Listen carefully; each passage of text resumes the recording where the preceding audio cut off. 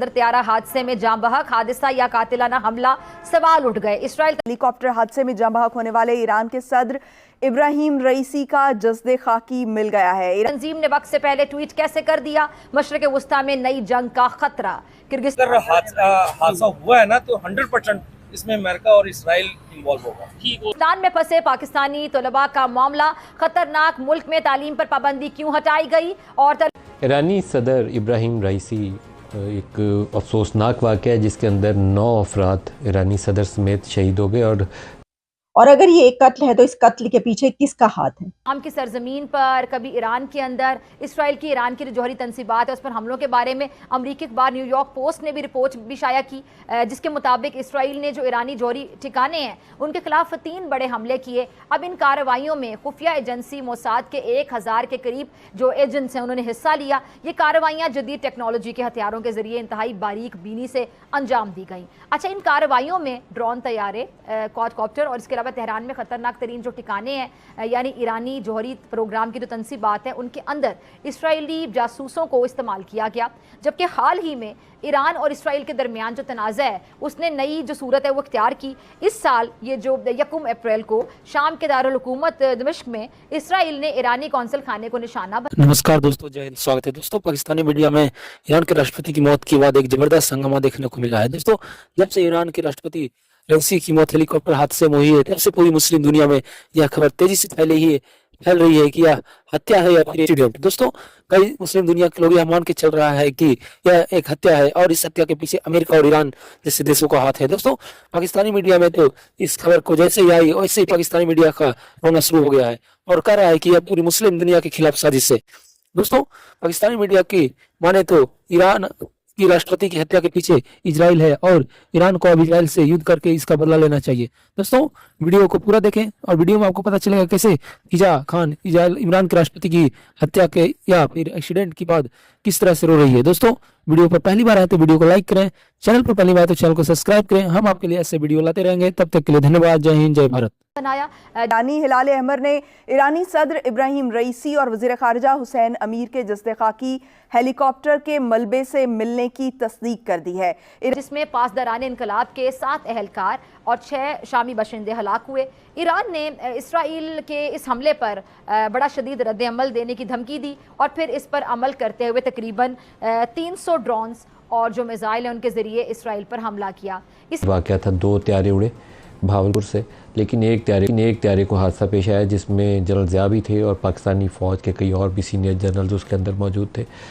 सदर रईसी वाला वाक़या जो है उससे मिलता जुलता है। 3 हेलीकॉप्टर उड़ते हैं और एक को हादसा पेश आता है। मौसम की ख़राबी उसकी बुनियादी वजह करार दिया गया कि ईरान के सदर तैयारा हादसे में जाँ बहक हो गए हैं। आज के दिन की अगर मैं कहूँ सबसे ज़्यादा अफसोसनाक और बड़ी खबर यही कि ईरान के सदर की हेलीकॉप्टर हादसे में हलाकत है। अगर और करें तो सारा वाक़या बड़ा पुरस्कार है। इसका अंदाज़ा इस बात से लगा लें कि इतने बड़े हुकूमती ओहदेदार के साथ ये वाक़या पेश आया और इस हेलीकॉप्टर का हादसा है। इसको खबर को पढ़ते ही जनरल ज़िया वाले हादसे की याद ताज़ा होगी, कुछ ऐसा ही। इसलिए अब ये जो ईरानी सदर की हेलीकॉप्टर हादसा है इसको कुछ मुबस्सिरीन इसराइल की तरफ से कारस्तानी करार दे रहे हैं और उन हादसे को लेकर आपने देखा बहुत सी अफवाहें गर्दिश करती रहीं। सोशल मीडिया पर रिपोर्ट होता रहा कि जी हेलीकॉप्टर में सवार एक शख्स से टेलीफोन पर राब्ता भी हुआ। एक खबर ईरान के प्रेसिडेंट इब्राहिम रईसी के हेलीकॉप्टर क्रैश में मारे जाने से लेकर अब तक दर्जन भर से ज्यादा ऐसे मफरूजे सामने आ चुके हैं, ऐसी कॉन्स्पिरेसी थ्योरीज जिसके ऊपर बात की जा रही है कि क्या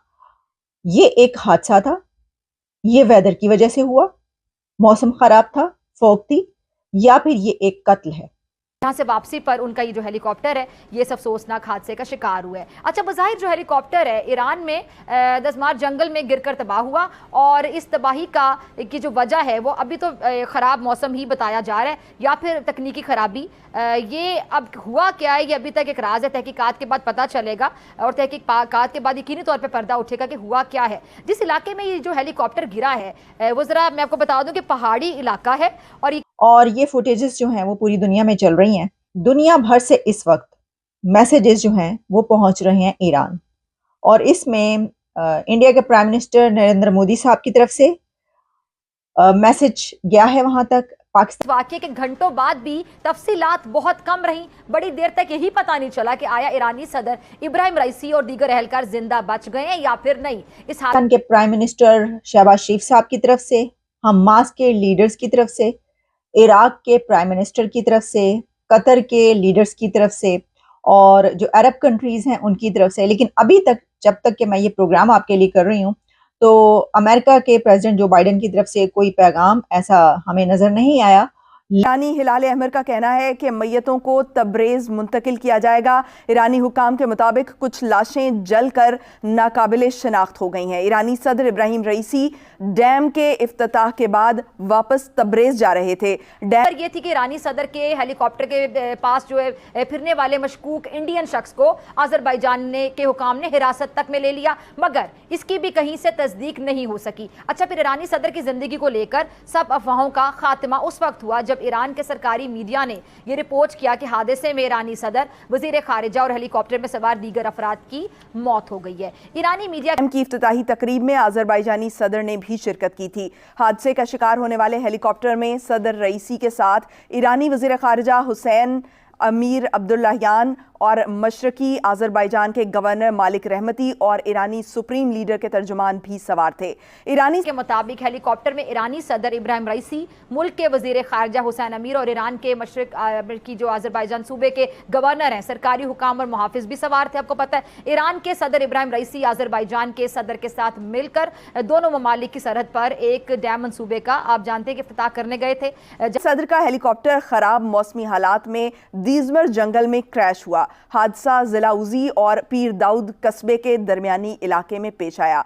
यकीनी तौर पे वहाँ पे उस टाइम पे शदीद धुंध भी छाई हुई थी, जिसकी वजह से तलाश और जो इमदादी काम है उसमें इतनी ज़्यादा रुकावट पेश आई। मीडिया रिपोर्ट्स के मुताबिक हेलीकॉप्टर हादसे की वजह शदीद धुंध और बारिश को करार दिया गया है। ये वाकया किसी हादसे का नतीजा था या फिर ईरान के सदर किसी साजिश का वाकई शिकार हो गए हैं, कातिलाना हमला हुआ है उन पर और उस हमले के नतीजे में उनका हेलीकॉप्टर तबाह हुआ। इस बात को लेकर कि किसको आयतुल्लाह खामनेई के बाद जो है वो लीडरशिप मिलनी चाहिए, इनका नाम बड़ा इंपॉर्टेंट था, लेकिन समहाउ ये वाकया जो है हो गया। दूसरी तीसरी इसमें अहम चीज ये है कि जो टेक्निकल लेवल पे छोटी चीजें विद इन द कंट्री होनी है वो जारी बात है, एक डिफरेंट सिनेरियो है। सोशल मीडिया पर बहुत सी बातें गर्दिश कर रही हैं। अच्छा, इसमें से एक ये है कि जी ईरान के सदर का जो हेलीकॉप्टर है वो हादसे का शिकार नहीं हुआ, बल्कि उसे किसी चीज़ से निशाना बनाया गया। इस हवाले से अमेरिका में काम करने वाली एक तंजीम इसराइल वॉर रूम के एक ट्वीट को दलील के तौर पर पेश किया जा रहा है। उसमें आप देखें कि ईरानी जो सदर हैं, ईरानी जो आयतुल्लाह खामनेई हैं, उन्होंने ईरान के कॉन्स्टिट्यूशन का आर्टिकल 131 जो है उसको इन्वोक किया है, जिसमें जो ये ट्वीट क्या था जी, उसने इस हादसे से पहले एक हेलीकॉप्टर की इमोजी ट्वीट की। अब इस पे जारी बात है सवाल उठाए जा रहे हैं और उठाने बनते भी हैं कि इस तंजीम ने ये ट्वीट आखिर किया क्यों? क्या इन्हें पहले से पता था कि ईरानी सदर का जो हेलीकॉप्टर है वो किसी हादसे का खुदा न खास्ता शिकार होने जा रहा है? और दूसरी तरफ इसराइल ने ऐसी खबरों की तरदीद की कि जी उसका जो ईरानी सदर के हेलीकॉप्टर हादसे में कोई हाथ नहीं है। फर्स्ट वाइस प्रेसिडेंट हैं, वो interim head of the government हैं, और अब पार्लियामेंट स्पीकर, चीफ जस्टिस, ये सारे लोग जो हैं नेक्स्ट 50 डेज के अंदर जो हुकूमत साजी का प्रोसेस और नेक्स्ट इलेक्शन जो है उसको देखेंगे। सो एट होम कोई बहुत बड़ी तब्दीली नहीं आएगी, चीज़ें चलती रहेंगी। खित्ते के अंदर जो ज़्यादातर आपको पता है इन्फ्लुएंस है वो IRGC और प्लस आयतुल्लाह खामनेई का है। इजराइल के हवाले क्या पोजीशन लेनी है, मिडिल ईस्ट में क्या करना है।